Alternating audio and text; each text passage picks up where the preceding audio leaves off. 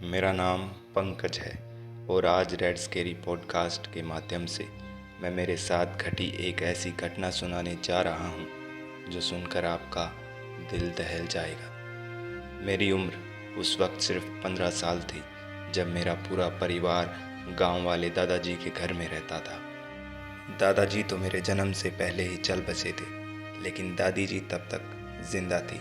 लेकिन दादी उन दिनों खासा बीमार थी। 6 महीनों से उन्होंने अपने कमरे से निकल कर भी नहीं देखा था। हमारे घर में एक कतार में 4 कमरे थे और सबसे आखिरी वाला कमरा दादी का था। लेकिन सबसे ज़्यादा ताज्जुब की बात तो ये थी कि पिताजी को छोड़कर दादी के कमरे में किसी को जाने भी नहीं दिया जाता था और कोई जाता भी नहीं था। पिताजी भी खाना वाना खिलाने या शायद दवाई वगैरह खिलाने जाते, लेकिन जब भी जाते अपने आप को एक काली चद्दर से ढक कर जाते। वैसे तो दादी के साथ मेरी कभी नहीं बनी थी, क्योंकि वो अपने आप में मगन रहती थी। मैंने शायद ही उन्हें कभी हंसते हुए देखा होगा, लेकिन इन 6 महीनों में मैंने दादी का चेहरा एक बार भी नहीं देखा था। इसीलिए मैंने माँ बाबा से कई बार दादी के बारे में बात की, लेकिन हर बार उन्होंने मुझे इस बारे में कुछ भी बात करने से मना किया। खैर, दिन बीते और फिर आई एक रात, अमावस की रात। मेरी बचपन से एक आदत है, रात को अक्सर प्यास लगने की वजह से मेरी आंखें खुलती है। उस रात भी कुछ ऐसा ही हुआ।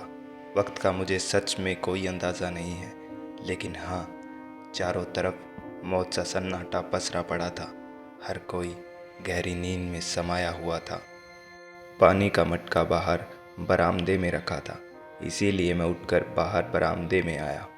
लेकिन बरामदे में आते ही मेरी नज़र दादी के कमरे पर गई, जिसका दरवाज़ा खुला था। और फिर हुई एक और आवाज़। वो आवाज़ घर का मेन दरवाज़ा खुलने की आवाज़ थी। मैंने उस तरफ देखा तो पाया मेरी दादी दरवाज़ा खोलकर घर से बाहर निकल रही थी। दादी ने वही काली पोशाक पहनी थी जो मैंने 6 महीने पहले दादी को पहने देखा था। मैं कुछ समझता या बोलता उससे पहले ही दादी घर से बाहर निकल गई। बीमारी के कारण जिस दादी का खाना तक एक कमरे में हुआ हो, वो अचानक ऐसे अपने पैरों पर खड़ी होकर घर से बाहर कैसे जा सकती थी। यही जानने के लिए मैं घर से बाहर निकला और दीवार से लगकर एक कोने में बैठ गया।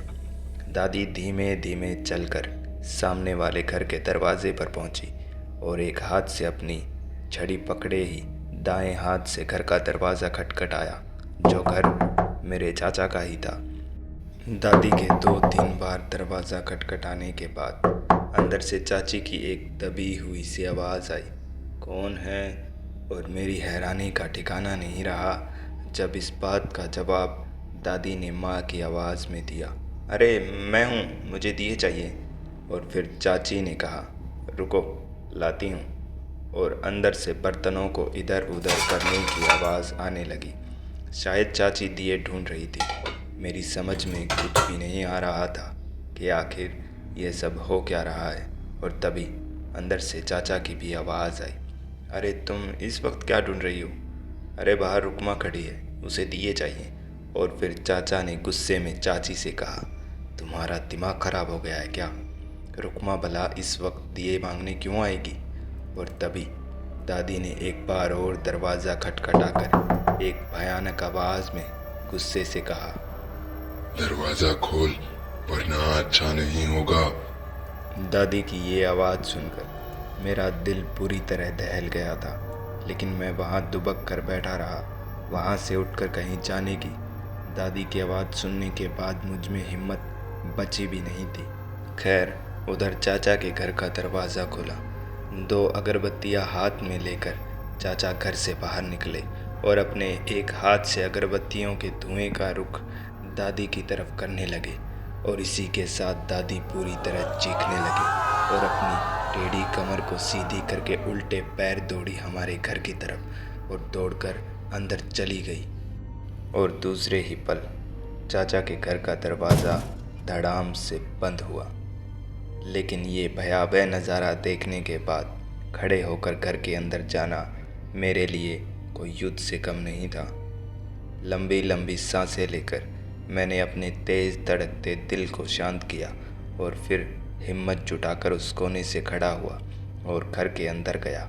और अंदर जाते ही मैंने देखा कि दादी के कमरे का दरवाज़ा अभी भी खुला था और दरवाजे की चौखट से गाढ़े खून की एक धार धीमे धीमे बाहर की ओर बह रही थी। ये देख जाने मेरे मन में क्या क्या ख्याल आए। मैं डरता डरता डर की घूंट भरते हुए उस कमरे के दरवाजे तक गया और देखा कि दादी कमरे के बीचों बीच पालथी मारकर मेरी तरफ पीट करके बैठी थी और खून की वो धार दादी के पास से ही आ रही थी। और तभी एक बार फिर मानो मेरे दिल ने धड़कना बंद कर दिया था, क्योंकि दादी ने वहीं बैठे बैठे अपनी गर्दन पूरी मरोड़ कर मेरी तरफ की और अपनी खून सी लाल आंखों से मुझे देखने लगी। ये भयानक नज़ारा देख मुझे दौरे पड़ने लगे और मैं बेहोश होकर गिर पड़ा। मेरी आँख खुली तो माँ और पिताजी मेरे सामने थे और मैं अपने बिस्तर पर लेटा था। उनके पूछने पर मैंने उनको सारी बात बताई और उसी दिन पिताजी ने मुझे मामा के घर भेज दिया। 4 सालों तक मैं वापस घर नहीं गया था और गया तब चाचा ने मुझे बताया कि दादी काला जादू करती थी और शैतान की पूजा करती थी। दादी को चाची बिल्कुल पसंद नहीं थी, इसीलिए दादी ने शैतान से चाची की बलि देने का वचन दिया, लेकिन ये मुमकिन नहीं हो सकता था।